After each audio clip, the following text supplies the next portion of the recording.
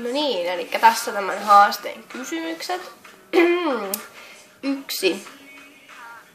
Mikä on paras kirja, jonka olet koskaan lukenut ja miksi?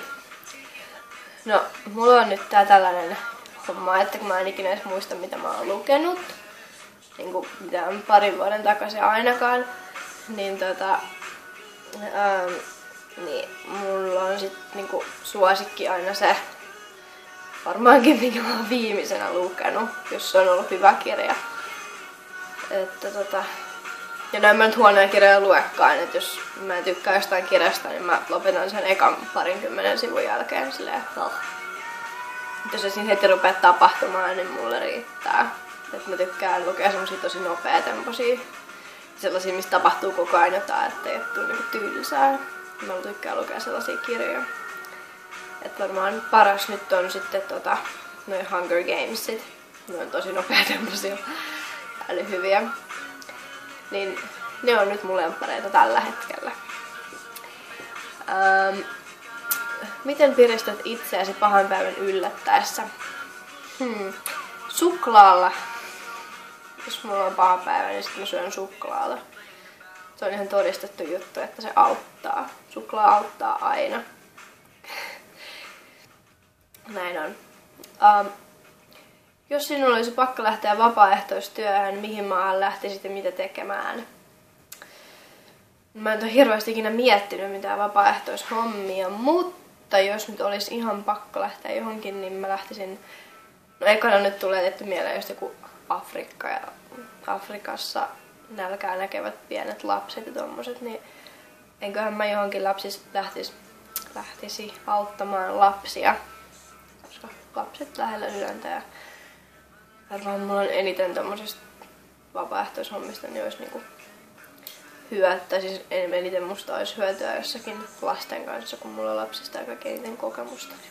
Musta olisi ehkä jotain hyötyäkin semmosessa niinku lapsien kanssa työskentelystä. Olisi minusta hyötyä. Puhun ihan sekavia.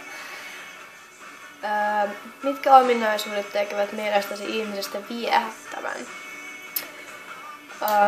No itsevarmat ihmiset, semmoiset sopivan itsevarmat, ei mitään semmosia semmosia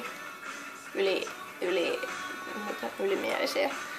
Sellaisia vaan niinku sopivan semmoiset, että niinku tuntee itsensä ja tietää, osaa käyttäytyä. Sellaiset, joilla on niinku sopivasti itsevarmuutta, sellaiset ihmiset on mun mielestä viehättäviä. Ja mitä vanhemmaksi mä itse tuun, niin enemmän mä aina arvostan sitä, että että ihmiset on niinku fiksuja. Ei tarvitse siis mitään tai semmosia niinku viisaita tai semmosia niinku kirjaviisaita, mutta niinku, että osaa käyttää niinku järkeä ja niinku osaa ajatella omilla aivoillaan. Niin sellaista mä arvostan nykyään jo aika paljon. Miten musiikkimakusi on muuttunut vuosien varrella? Mainitsin esimerkkibändejä. No siis ei mun musiikkimaku oikeastaan ole hirveästi muuttunut, kun en mä ikinä niinku fanita mitään tiettyä bändiä tai laulajaa oikeastaan vähemmän. Että mä tykkään vähän kaiken näköisestä, että mä kuuntelen melkein kaikkea. Niinku jenkkilän musaa, K-poppia, rockia, hip-hoppia, rappia, kaikkea.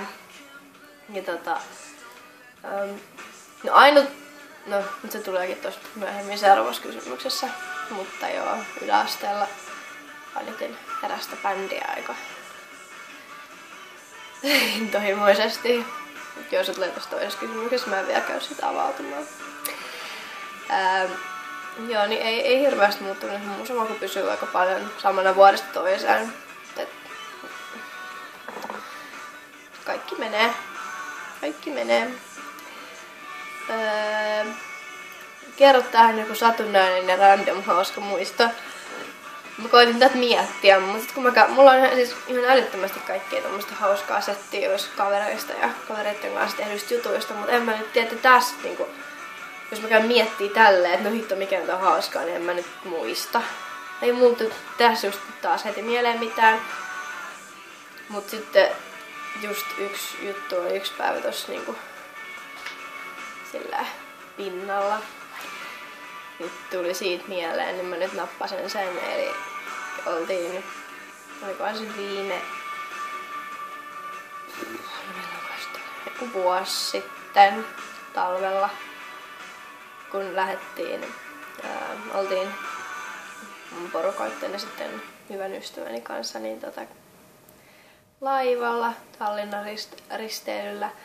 Ja sitten tää mun kaveri, kun hänellä aina välillä laivassa tulee vähän niin kuin huono olo, niin siellä sitten hänen risteilynsä meni oikeastaan vessanpönttöön nojalleen ja vähän niin kuin oksennellen siellä, niin koitin sitten piristää ja leikkasin jostain Ilta-Sanomista Lauri Tähkän lärvin kuvan ja sujautin sen sieltä vessan oven alta sinne vessan puolelle piristämään kaveria.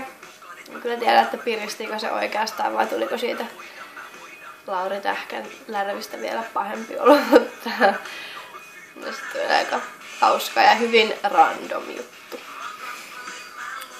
Terkut vaan sinne kaverille. Tiedät kyllä kuka olet. Jos saisit muuttaa elämässäsi 3 asiaa, mitkä ne olisivat? No, ihan ekana mä muuttaisin varmaan sen, että mä haluaisin, että mun tukka olisi taas pitkä. Kasvaisi vähän nopeammin nyt, kun mulla on nuttura tuolla takana päässä. Mutta hirveästi muuten voi mitenkään laittaa. Mä haluaisin, että mun tukka olisi taas sellainen ihana pitkä ja sitten voisin tehdä sille kaikkea kivaa. Ja sitten 2 muuta vielä. No en mä tiedä, mitä mä haluaisin muuttaa mun elämästä. Mä tykkään mun elämästä aika paljon tällä hetkellä. Niin en mä varmaan oikeastaan muuttais mitään. Tai no ehkä jotain semmosia, mun tulee jotain semmosia syvällisiä juttuja mieleen ja semmosia pelasta maailman, mutta no niin. Ehkä mä muuttaisin jotain asioita omasta elämästäni, mutta ne on aika henkilökohtaisia, niin en mä niitä tänne blogiin viitti. Tai en mä niistä viittänyt blogiin avautua. Eikä tää varmaan oikeastaan kiinnostaisikaan.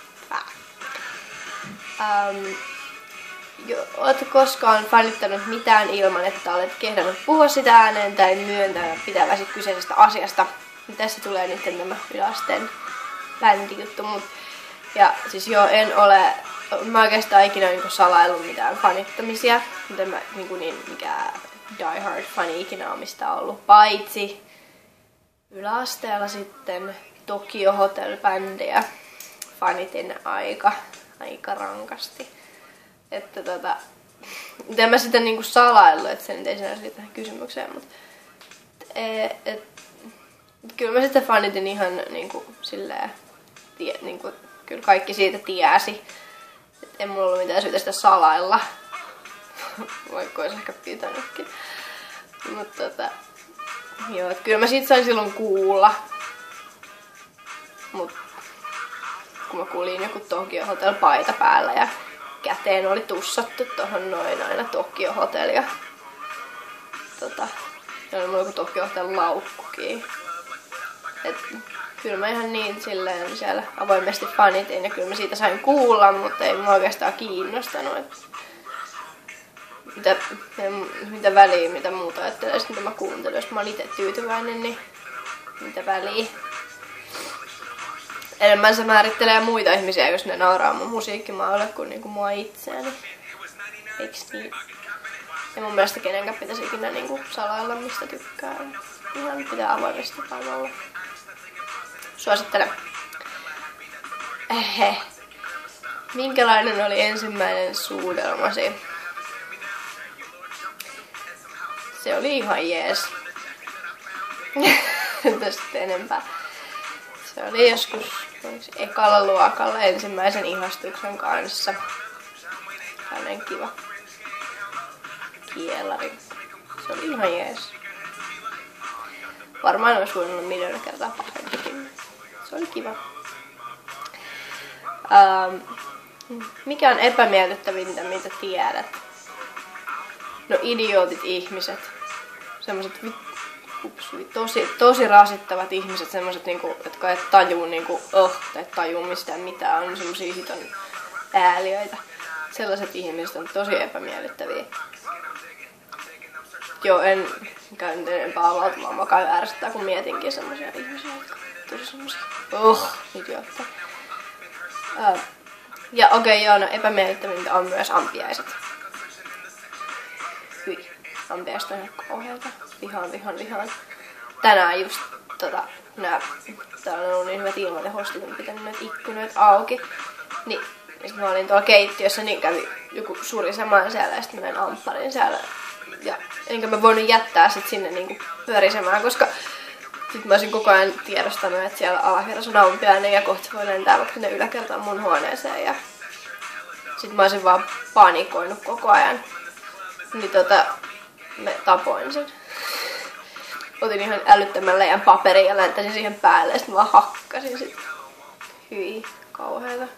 Enkä mä tiedä kuoliks, mutta sit mä heitin sen roskiksi ja hautasin sen roskeen alla. Ehkä se nyt sinne. Mietitkö koskaan kaupassa tuotteen alkuperää, siihen käytettyjä kemikaaleja ja ekologisuutta? Vaikuttavatko nämä seikat ostovalintaasi? No, alkuperää. No joo, siis no ainakin ruokien osalta, että alkuperää mieluummin mä söisin nyt Suomessa olisi niin kotimaista, täällä ollessa niin amerikkalaisia tuotteita. Ja enemmän mä niin katson, mitä niissä ruuissa oikeastaan on niin ruoka-aineita ja tällaista, että jos niissä on jotain ihan kökköaineita, niin en mä se sellaista syö. Että mieluummin mä syön niin semmoista niin tuoretta ja tällaista kunnon ruokaa kuin semmosia kökköjä. Ekologisuutta, no joo, kyllä, joo. Kemikaaleja, joo, no siis joo, joo. Ei, mutta joo, siis kyllä mä mietin, riippuen tuotteista.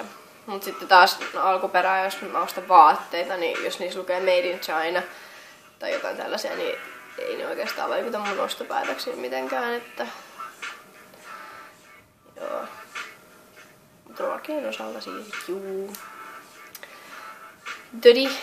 Tässä olikin sitten melkein 13 minuuttia lötinää taas. Lätinää jopa.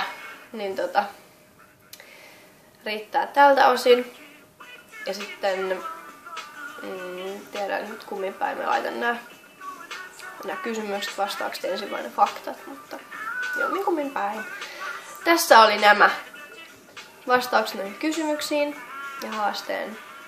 Joo, tämä haasteen osa oli tässä. Kiitos kun katsoitte.